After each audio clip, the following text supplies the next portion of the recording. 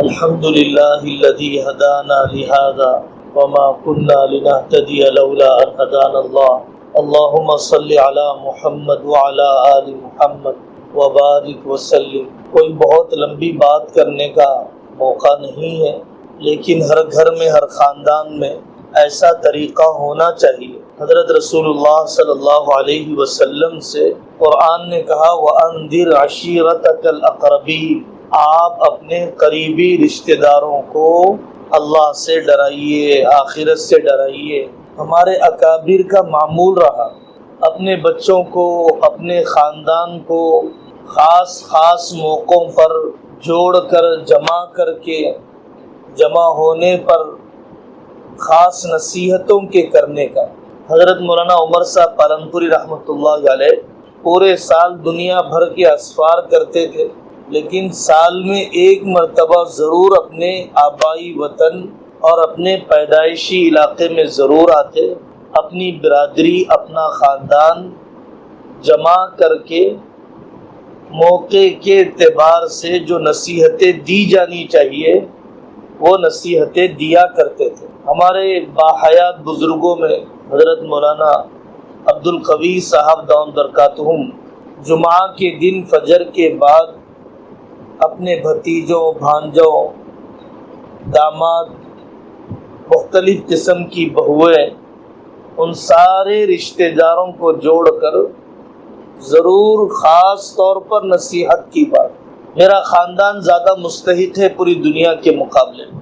حضرت مفتی شفیع صاحب رحمۃ اللہ علیہ رمضان آنے سے پہلے اپنے بچوں کو جوڑتے تھے، حالانکہ ان کی اولاد میں اتنے بڑے بڑے مفتیان کرام ہیں، لیکن بیٹا رمضان آ رہا ہے تمہیں تلاوت کے لیے فارغ ہونا ہے۔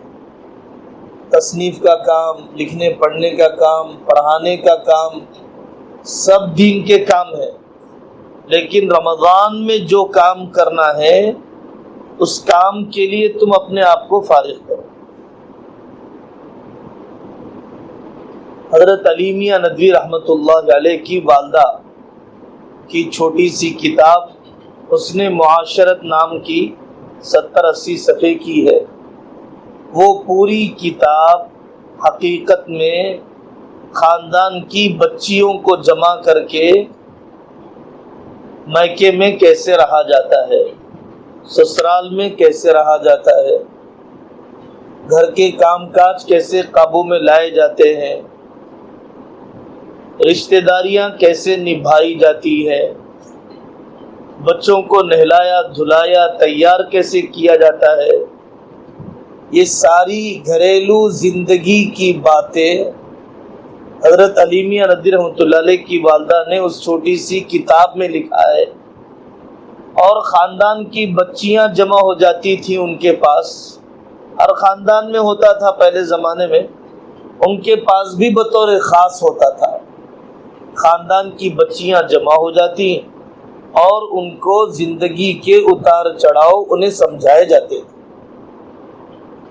حضرت مولانا الیاس صاحب رحمۃ اللہ علیہ کے گھرانے میں وقتاً فوقتاً عورتیں جمع ہو جاتی، وہ واقعات جو جذبات بنانے والے ہیں، حضرات صحابہ رضی اللہ عنہم اجمعین کے دین کے اوپر جان مال جھونک دینے کے واقعات۔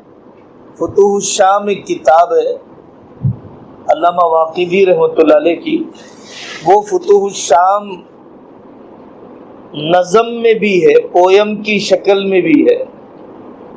تو پویم کی شکل میں وہ اشعار عورتیں گنگنایا کرتی تھی، جس سے اسلام کے لیے، دین کے لیے جان مال کی بازی لگانے کا جوش عورتوں کے اندر بھی پیدا ہوتا، مردوں کے اندر بھی پیدا ہوتا۔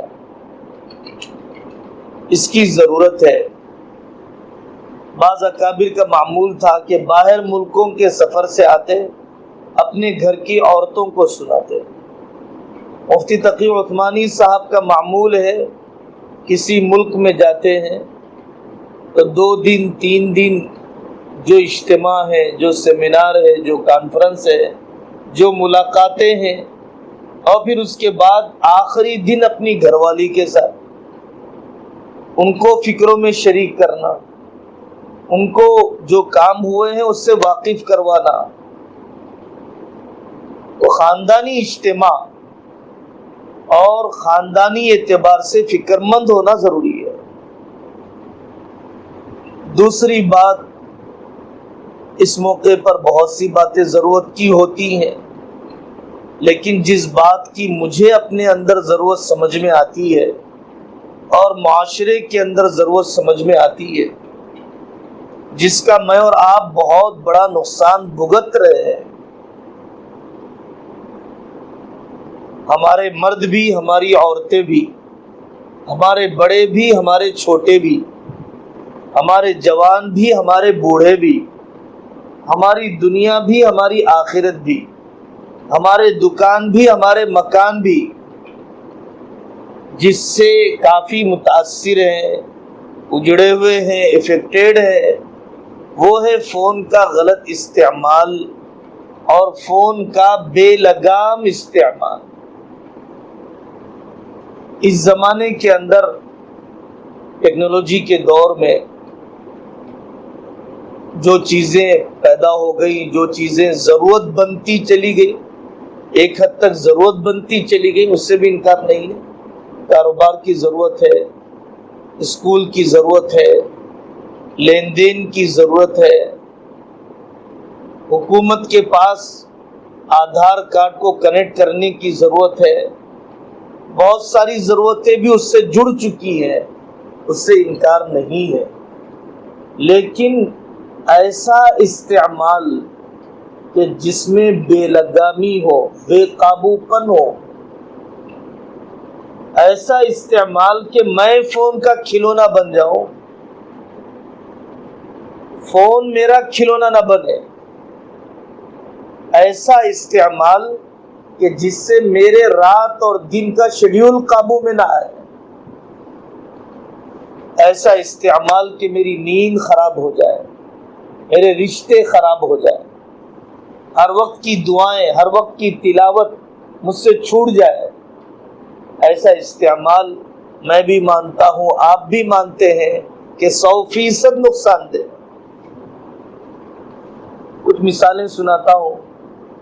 ایک مرتبہ ہم عرب علماء کے ساتھ بیٹھے ہوئے تھے، ان کا فون بجنے لگا تو انہوں نے دیکھا اور اس کو الٹا کر کے رکھ دیا، اور انہوں نے کہا کہ میری گھر والی کا فون ہے اور اس وقت کوئی خاص ضرورت کا فون نہیں ہوتا ہے، میری عادت یہ ہے کہ میں حاضر کو اہمیت دیتا ہوں، غائب کے مقابلے میں آپ موجود ہیں، آپ اہم بات کر رہے ہیں، آپ سب اہم لوگ ہیں، میں آپ لوگوں کو نظر انداز کر کے بیوی کے ساتھ بات میں مشغول ہو جاؤں گا، آپ حضرات کی ایک اعتبار سے بے عزتی اور ناقدری ہے.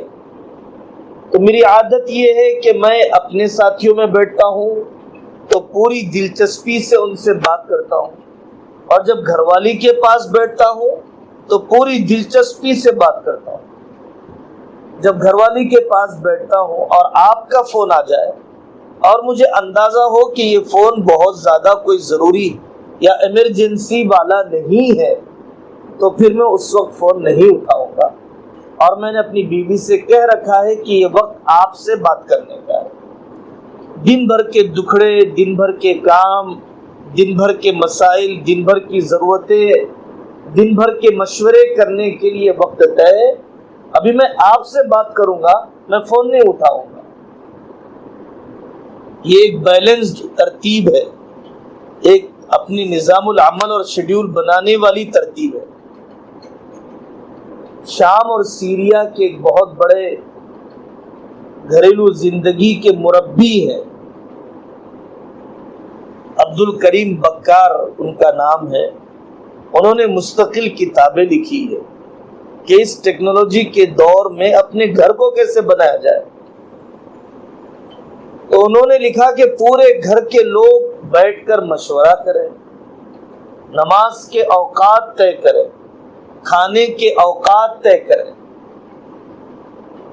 اور اس وقت میں عورتیں اپنے کمرے میں اپنے گھر میں اسی وقت میں نماز پڑھیں، اسی وقت میں کھانا کھانے کی کوشش کریں تاکہ پورے گھر کا اجتماعی عمل قابو میں رہے۔ ایک بیٹا 2 بجے آتا ہے، دوسرا بیٹا 3 بجے آتا ہے، ایک بیٹی 4 بجے آتی ہے، تو دوپہر کا دسترخوان 3.5 گھنٹے بچھا ہوا رہا۔ بیچاری عورتیں اپنا کوئی عمل قابو میں نہیں لا سکتی، نہ قیلولہ ہو سکتا ہے، نہ تلاوت ہو سکتی ہے، نہ کوئی اور اپنی زندگی کے ٹارگٹ کو پورا کر سکتی ہے۔ ناشتہ بنا دیا اس نے، ناشتے کا انتظار کر رہی ہے۔ میں 7 بجے اٹھتا ہوں، میرے والد صاحب 8 بجے اٹھتے ہیں، میرا بھائی 8:30 بجے اٹھتا ہے۔ اب بیچاریاں اپنی اشراق، اپنے معمولات پورا کرنے کی نیت بھی نہیں کر سکتی ہے ہم لوگوں کے بے ڈھنگے پن کی وجہ سے۔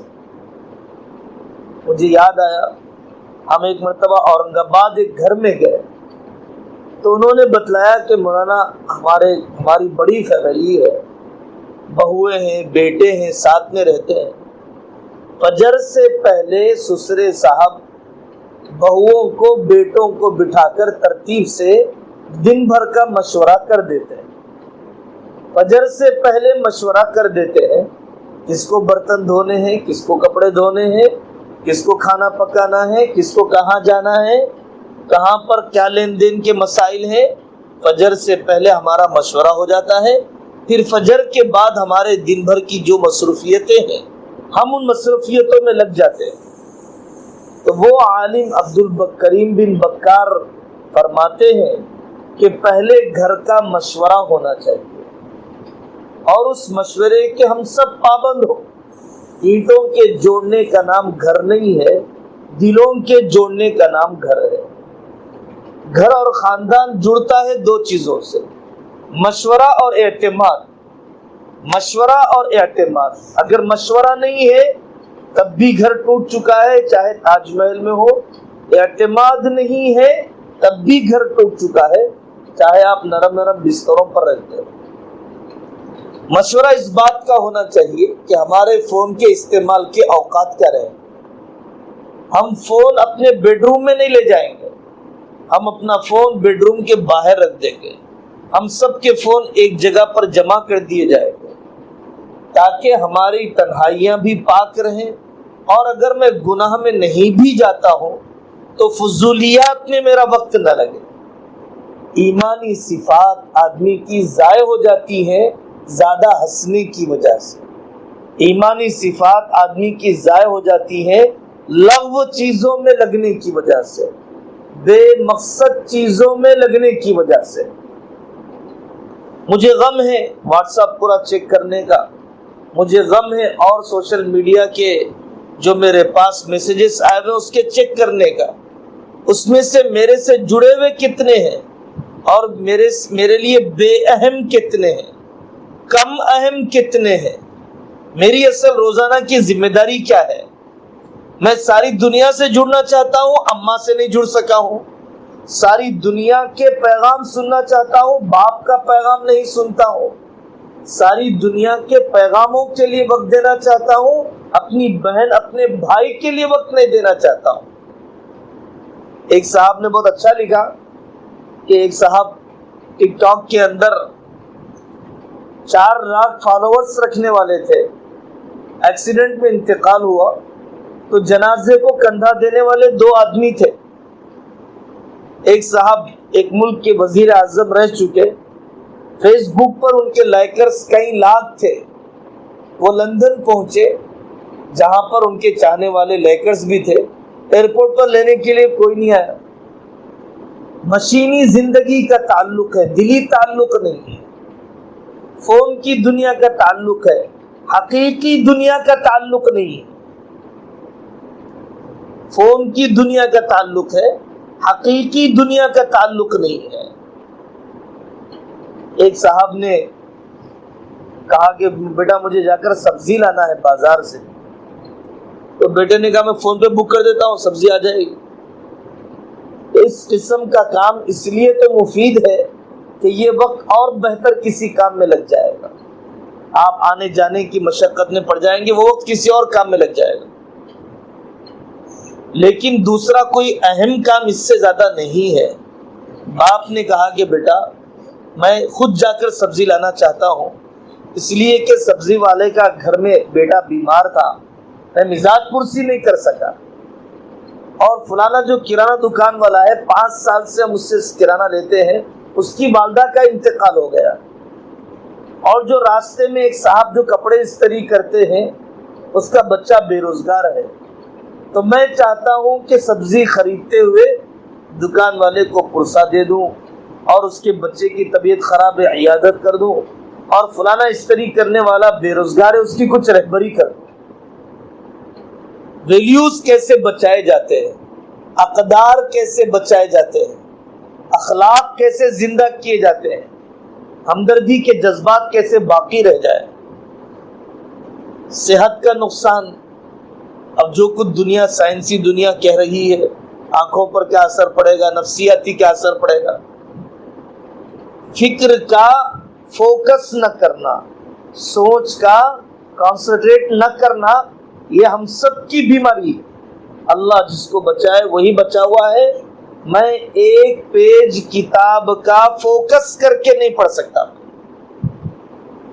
ایک بیان 5-10 منٹ سے زیادہ پوری توجہ لگا کر سننے والے لاکھوں میں کوئی 1-2 مل جائیں گے۔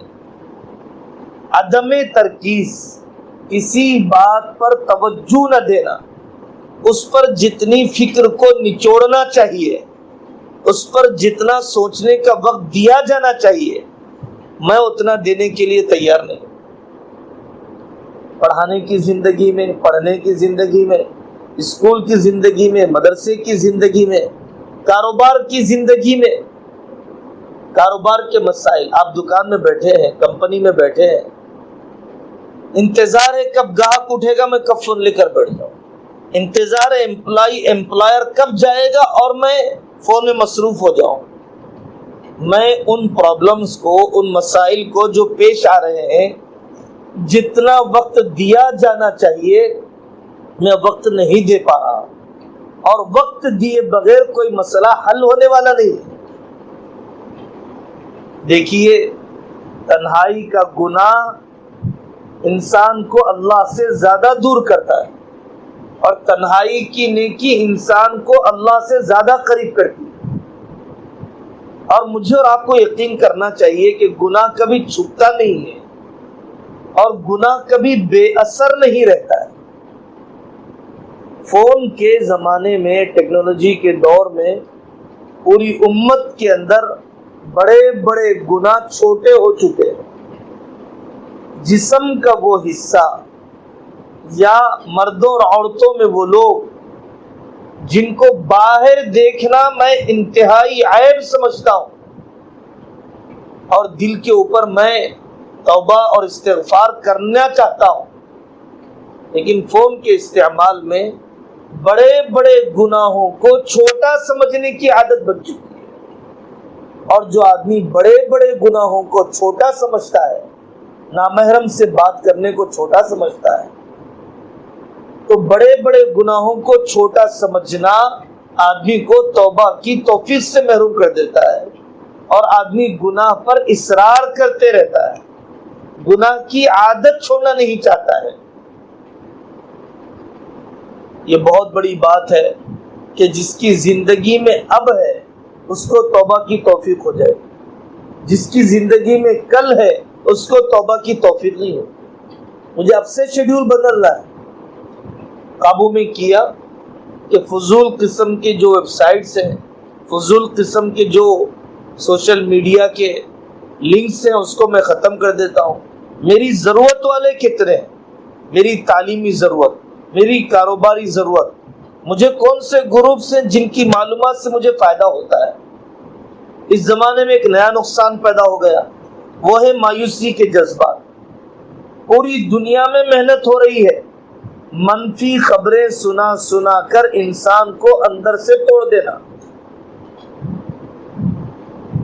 ایک نیوز چینل والے سے کہا گیا کہ ایک بیوی شوہر 50 سال سے جھگڑے بغیر رہتے ہیں، آپ ان کو نیوز میں کیوں نہیں ڈالتے؟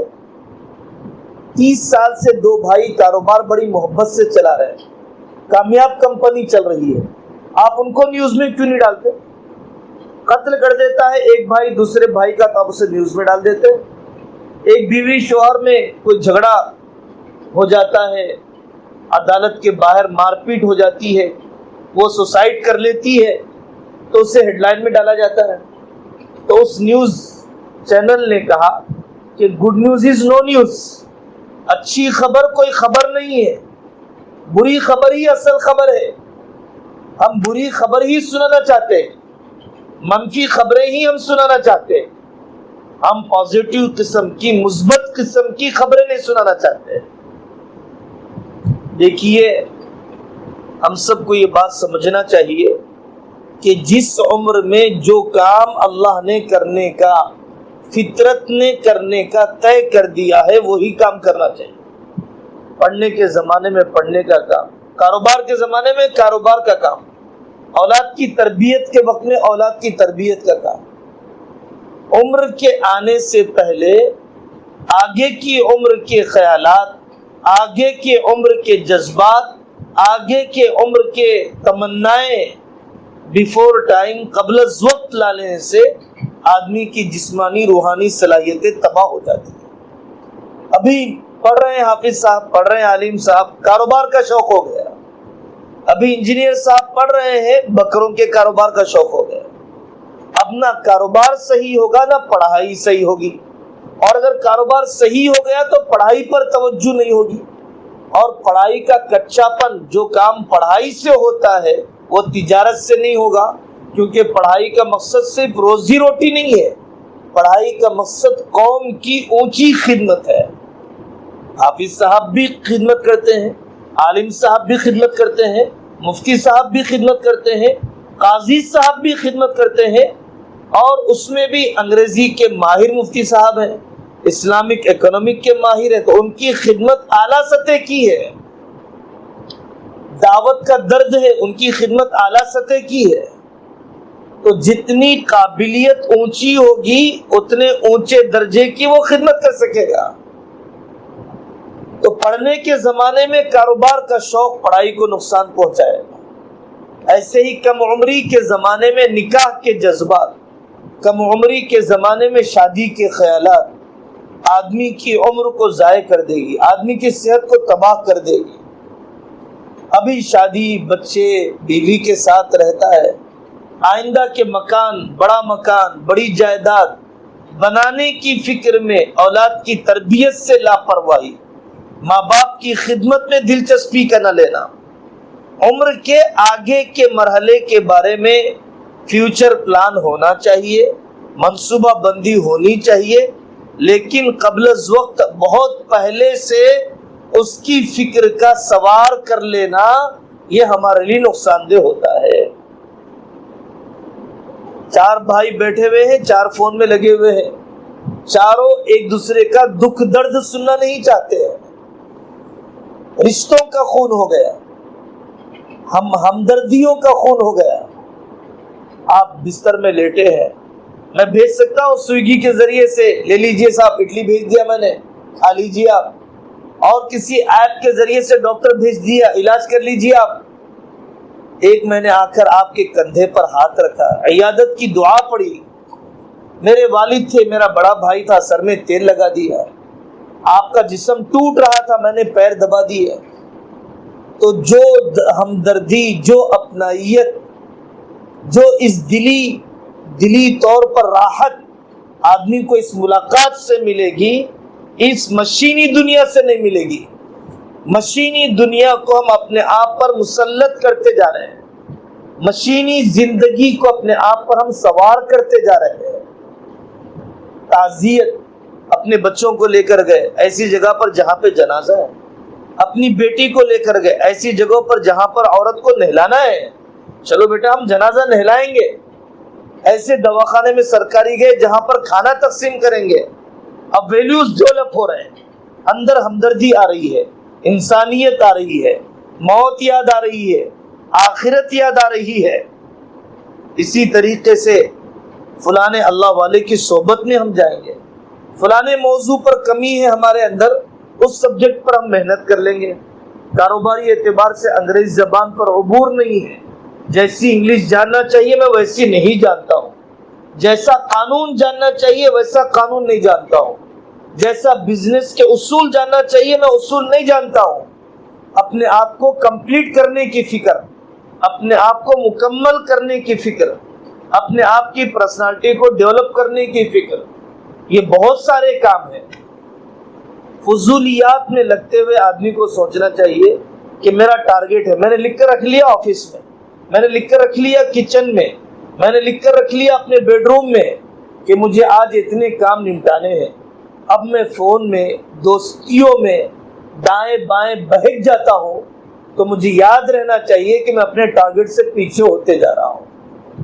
آدمی کو اگر اپنی موت یاد ہے، اگر آدمی کو اپنی آخرت یاد ہے، اگر کوئی آدمی اونچے مقصد کے لیے جی رہا ہے، اونچے مقصد کے لیے جی رہا ہے، بڑے گول کے لیے جی رہا ہے، تو ہرگز اپنے آپ کو دائیں بائیں چھوٹی گلیوں میں اور نظر آنے والے نظاروں میں اپنے آپ کو الجھا کر نہیں رکھے گا۔ اس کی نظر تو اس بات پر رہے گی کہ کتنے کلومیٹر ہو گئے اور آگے کی میری منزل کریم نگر ہے، کلکتہ ہے، چنئی ہے، وشاکھاپٹنم میں کتنے کلومیٹر باقی ہے۔ آخرت کو جس نے منزل بنایا، ایمان والی موت کو جس نے اپنی منزل بنایا، اور جس نے اپنے سارے رشتوں کو جاننا چاہا، ہم کتنے سکڑتے چلے گئے۔ ہماری دادیاں نانیاں تھیں، انہیں یاد رہتا تھا اور بولتی تھی وہ کہ وہ جو تمہارے چھوٹے دادا تھے، یہ چھوٹی دادا کے بہو کی ننند ہے، یہ چھوٹے دادی کی فلاں اتنے رشتے کہ وہ پورے رشتوں کو ہمیں کاپی میں لکھ کر سمجھنا پڑے گا۔ اتنے دور تک کے رشتوں کو نبھانے والی ہیں، اتنے دور تک کے رشتوں کو وقت دینے والی ہیں۔ ہم سکڑتے چلے گئے، ہمیں دادا دادی پتہ نہیں ہے، نانا نانی پتہ نہیں، اور سکڑتے چلے گئے، ماں باپ پتہ نہیں اور سکڑتے چلے گئے، بھائی بہن پتہ نہیں ہے اور سکڑتے چلے گئے۔ اپنے کھانے، اپنی صحت کا ہوش نہیں ہے، کب نہایا خیال نہیں ہے، ناخن کتنے بڑے ہو گئے خیال نہیں ہے، اپنے دانتوں کی صفائی کا۔ اتنا آدمی سکڑتے چلے گیا کہ اپنے آپ کو وقت نہیں دے پا رہا ہے۔ اللہ تبارک و تعالی مجھے اور آپ کو عمل کرنے کی توفیق عطا فرمائے۔ ٹھنڈے دل کے ساتھ اپنی عورتوں کو، اپنے مردوں کو لے کر پلان کرنا چاہیے، بہت بڑے کام ہو سکتے ہیں۔ دبئی میں رہنے والی بہن ہے، شوہر صبح میں چلے جاتا ہے، شام تک کوئی کام نہیں ہے، اس بندی نے آن لائن عالم کورس کرنا شروع کر دیا، اور اس بہن کے پاس ایک فلپائنی کام کرنے کے لیے آتی تھی۔ جیسے یہاں پر اولا اوبر کے ڈرائیور مل جاتے ہیں، ویسے ہی کام کرنے والی نوکرانیاں گھنٹے 2 گھنٹے کے لیے آتی ہیں۔ تو آدھا گھنٹہ باقی تھا، 2 گھنٹے کے لیے اسے بلایا، کام ہو گیا 1.5 گھنٹے میں، تو اس نوکرانی کو بلایا، اسلام سنا دیا، اس نے اسلام قبول کر لیا۔ تو اس نے کہا کل سے میں 2 گھنٹے کے لیے نہیں 4 گھنٹے کے لیے تمہیں بلاؤں گی، 2 گھنٹے اسلام سکھا دیا کروں گی، 2 گھنٹے تم کام کر دیا کرنا۔ اپنی صلاحیتوں کو بنانے کی فکر۔ عمر کے ڈھلتے ہوئے آدمی یہ نہ سوچے کہ میں اب کچھ نہیں کر سکتا ہوں۔ ہر آدمی اپنے وقت کو کسی نہ کسی اسپنج سے جوڑ کر رکھا ہے، جو اسپنج اس پانی کو اندر چوس رہا ہے۔ ایسے ہی کوئی فضولیات کا کام یا کوئی گناہ کا کام ہمارے وقت کو چوستے جا رہا ہے۔ صرف بستر پر لیٹے ہوئے جتنا وقت میرا فضولیات میں لگتا ہے، اتنے وقت میں کئی پاروں کی تلاوت، کئی مرتبہ کی درود شریف، کئی مرتبہ کی دادی نانی کے پیر دبانے، دعا لینے کا موقع مجھے ملے گا، لیکن میرا وقت فضولیات میں لگ گیا۔ صحت کی قدر ہونی چاہیے، آدمی کو اپنے فراغت کی قدر ہونی چاہیے۔ لوگ آ کر مشورہ کرتے ہیں کہ گونگے بہروں کو ہم اشارے سے حفظ کرانا شروع کر دینا چاہتے ہیں۔ گونگا بھی ہے، بہرا بھی ہے، بول نہیں سکتا ہے، اشارے سے حفظ کرنا شروع کر دیے۔ اشارے سے میں حفظ کرنا چاہتا ہوں اور اشارے سے حفظ کرنے لگ گئے۔ گونگا پن، بہرا پن انہیں قرآن سے قریب ہونے میں رکاوٹ نہیں بن رہا ہے۔ اللہ تعالیٰ نے اس سے بڑی نعمتیں مجھے دے رکھی ہیں، لیکن میں ان نعمتوں کو جیسا استعمال کرنا چاہیے، جیسے اونچے مقاصد کے لیے استعمال کرنا چاہیے، اللہ تعالیٰ سے توفیق مانگتے ہوئے ویسا استعمال اللہ تعالیٰ کرنے کی ہمیں توفیق عطا فرمائے۔ وصلی اللہ تعالی علی خیر خلقہ محمد وعلی آلہ واصحابہ اجمعین، الحمد للہ رب العالمین۔